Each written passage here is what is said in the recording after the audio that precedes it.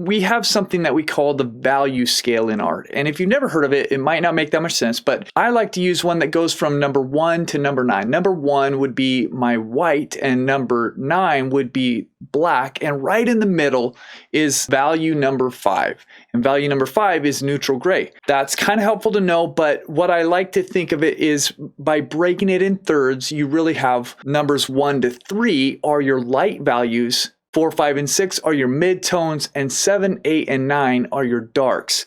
So we're going to think about things in those 3 categories: lights, midtones, and darks. And when you look at a painting, or if you look out in the world and you see colors, sometimes it can be difficult to understand where do these values fit. But if we turn the painting to black and white, it is actually quite a bit easier. See how we can notice things so much easier. Like these colors, the light and the white are almost the same, or this value back here is almost the same as this. It starts to move this way. We can see that this is probably somewhere in this range, and this part of the hill is maybe this range here. So we can start categorizing things into values. Down here in this roadway, we have much darker colors. It's down in the 7 and 8 range, and some of these fence posts, that might even be a 9. So we can determine these things, but seeing it in color oftentimes makes it more confusing, because things like this color here, which is a bright yellowish orange, looks bright, but it's not the same as saying it is light. It's not the same value as the sky is over here, although it is a little bit lighter than the blue over here. But this blue, because it's bright, it's colorful, it can throw us off a little bit too. So knowing and understanding that we can look at things with a black and white version, and it can help us see, is going to enable us to potentially see the colors a little bit easier.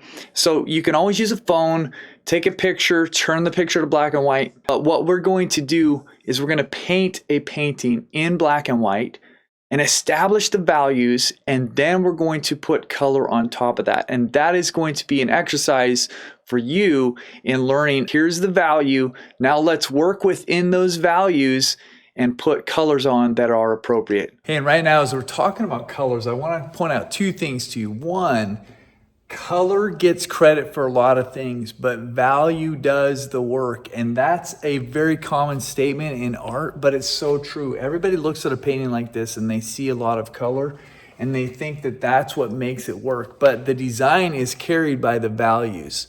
So that's number 1. The second thing is, I just want you to know that I value you as somebody who watches these videos. And I'd love for you to know that we built Acrylic University to help people learn how to paint specifically in acrylics. And if you're interested, it's a free beginner's course and you can get it at acrylicuniversity.com. There's a link in the description, and we'll get back to the video now. Thank you for being here.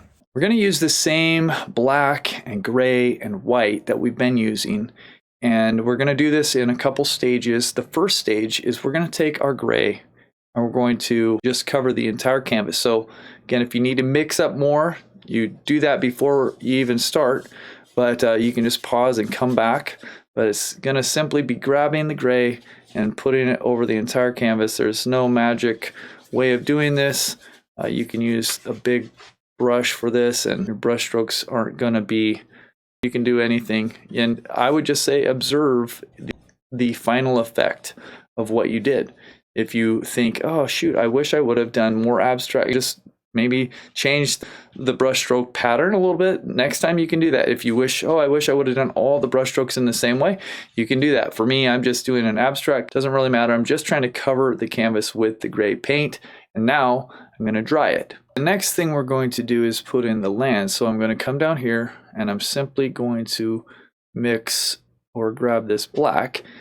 And I've got a slightly smaller number 6 brush. What I want to do is create a straight edge across the bottom. That's going to be the bottom of the land. And we'll try to keep that as straight as we can because water is level. And at the top, we're going to make the land a shape.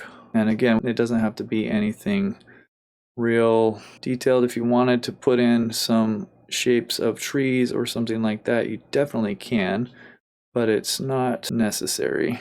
I'll just change up the size of one side versus the other, and I'll put in a little bit of just thinking about making it a little bit bigger right here. And so we've got the bottom looks fairly level to me, and the top looks interesting enough.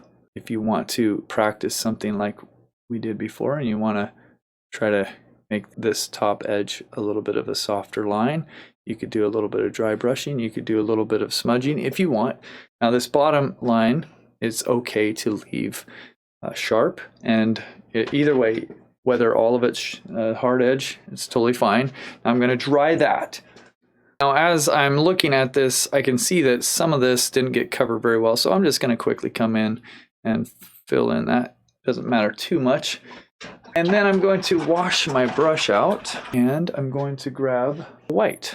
And this is going to be the highlight of the painting. I'm going to put a moon just right here. Just kind of carefully making something that's pretty round.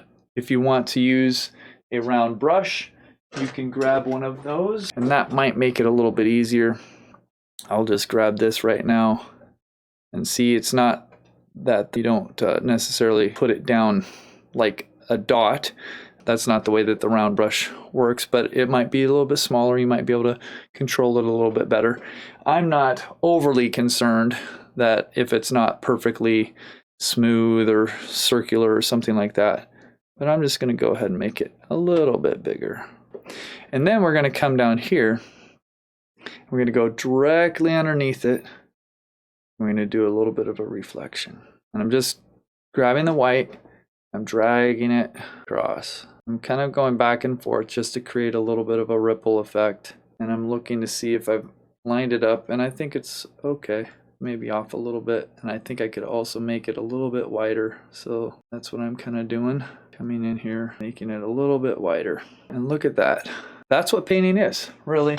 We're working with three main values. It's a value structure that's simple, but simple is often very good in art because you don't want to make things more complicated than they need to be. Oftentimes the simplest designs are the strongest designs. So there you guys go. It's a simple painting, but you've done it. And what a beautiful moonlit evening. And we're looking at this reflection over the land in the distance. So good job. There you go. By the way, this video is a section of our entire course, Acrylic Painting for Beginners. If you want to watch the entire video, just click somewhere here.